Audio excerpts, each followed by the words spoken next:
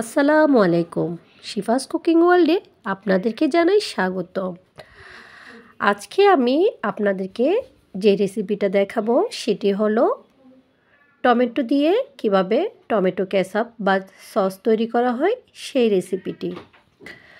এখন শীত শেষে গরমটা পড়ে গেছে, খুব টসটসা লাল টকটকে টমেটো দেখা যাচ্ছে বাজারে। তো এখন আপনারা এরকম লাল টকটকে টমেটো এনে স্বাস্থ্যসম্মতভাবে বাসায় সুন্দর মতো টমেটো কেচাপ বা টমেটো সসটা রেডি করতে পারেন। বাজারে এখন কিনতে গেলেও দামটা বেশি পড়ে যাচ্ছে, আবার পাশাপাশি বাজারের সসগুলোও স্বাস্থ্যসম্মত নয়। তো ঘরোয়াভাবে সুন্দর পদ্ধতিতে কিভাবে সস বা কেচাপ তৈরি করবেন সেই রেসিপিটা আমি দেখিয়ে দিব। মূলত দেশি টমেটো খেতে সেটা ভালো হলেও কিন্তু টমেটোর জন্য বা টমেটো সসের জন্য পারফেক্ট টমেটো হলো এই টমেটোগুলো, যেগুলো সারা বছরই বাজারে পাওয়া যায়। তো সারা বছর বাজারে পাওয়া গেলেও মূলত তখন এগুলোর দামটা অনেক বেশি পড়ে যায়। এখন অনেকটা সস্তা, কোথাও কেজি 10 টাকা, কোথাও 20 টাকা এভাবে বিক্রি করা হচ্ছে। তো আপনারা এই টমেটোগুলো করে সংগ্রহ করে টমেটো সস বা কেচাপ তৈরি করে ফেলতে পারেন। তো আমি এখন দেখিয়ে দিচ্ছি কিভাবে টমেটো সসটা বা কেচাপ আপনারা রেডি করবেন। আমি এইভাবে টমেটোগুলো ধুয়ে পানি ঝরিয়ে লম্বা লম্বা করে কেটে নিচ্ছি, যেহেতু টমেটো একটু নরম টাইপের, সিদ্ধ করতে বেশি এর চেয়ে ছোটো করার দরকার নাই। তো এভাবে ছুরির সাহায্যে হোক বা বটির সাহায্যে হোক এভাবে করে কেটে নেবেন।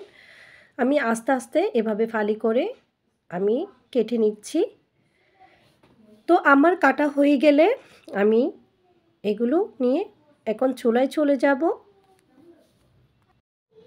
খেয়াল করবেন এমন টকটকে লাল যেন টমেটোটা হয়, কারণ টমেটো যত লাল হবে তত আপনার সস বা কেচাপের কালারটা অনেক বেশি সুন্দর হবে, অনেক বেশি লোভনীয় লাগবে। তো আমার সবগুলো কাটা হয়ে গেছে, দেখতেই পাচ্ছেন। এখন আমি এগুলো চুলায় পাতিলে দিয়ে দিব। আমার মতে টমেটো কাটার আগে ধুয়ে নেওয়াটাই উচিত। এতে করে কেটে যদি ধোয়া হয় তাহলে পানির পরিমাণটা একটু থেকে যায়, যার কারণে যখন টমেটোটা পাতিলে দেওয়া হবে তখন অনেক বেশি পানি বের হয়ে যায়। তো আমি এগুলো পাতিলে দিয়ে দিয়েছি। দিয়ে দেওয়ার পরে আমি এখন কোনো পানি ইউজ করব না, আমি এরকমের মধ্যেই সিদ্ধ করে দিব ঢাকনা দিয়ে। তো সিদ্ধ হওয়া অনেকটা শুরু হয়ে গেছে, আমি নেড়ে ছেড়ে দিচ্ছি। কিছুক্ষণ পর পর নেড়ে ছেড়ে দিতে হবে যাতে নিচে লেগে না যায়। এরপর একটু ঢাকনা দিয়ে দিবেন। আমি ঢাকনা উল্টাইয়ে আবারও চেক করে নিব।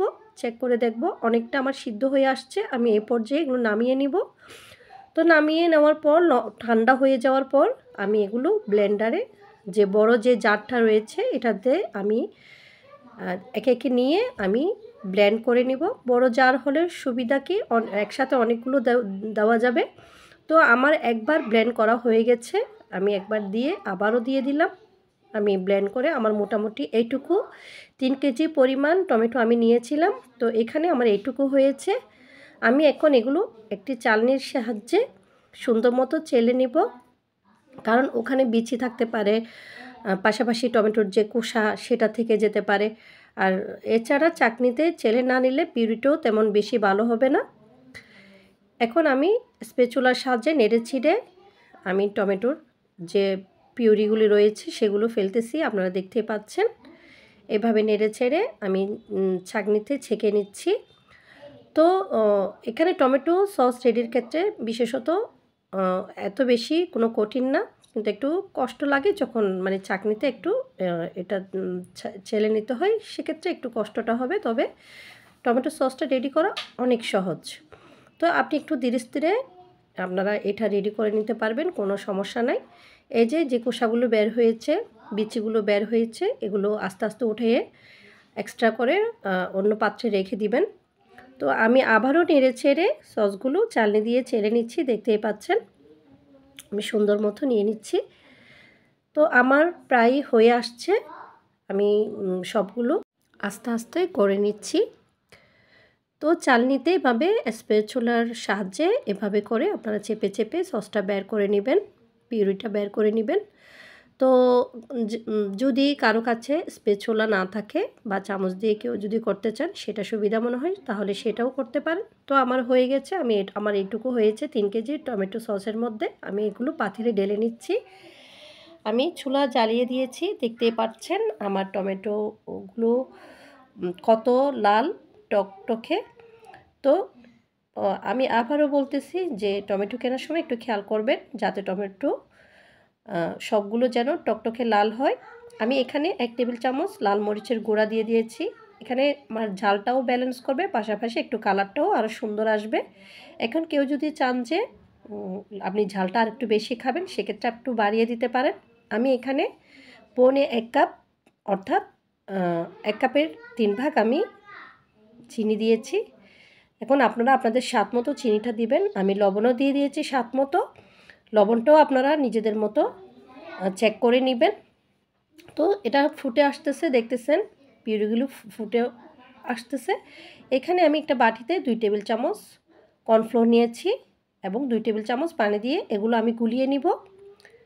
গুলিয়ে নিয়ে আমি এগুলো আস্তে করে পাতিলে ঢেলে দিব। তো ঢেলে দেওয়ার পর আমি সুন্দর মতো এগুলো নেড়ে ছেড়ে মিশিয়ে নিব। মিশানো হয়ে গেলে আমি এখানে 2.5 টেবিল চামচ পরিমাণ আমি ভিনেগার দিয়ে দিব।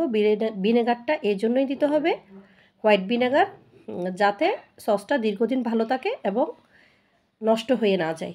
তো আমি সসটা রেডি হয়েছে কিনা একটু চেক করে নিচ্ছি। প্লেটে আমি অল্প ঢেলে দেখতেছি যে সসটা রেডি হয়েছে কিনা। না, দেখতেছি সসটা এখনও পরিপূর্ণভাবে রেডি হয় নাই। আমি আরেকটু জাল করে নিয়েছি। জাল করে নেওয়ার পর আমি প্লেটে দিলাম, দেখতেছি এটা স্লোভাবেই নামছে, তার মানে সসটা এখন রেডি।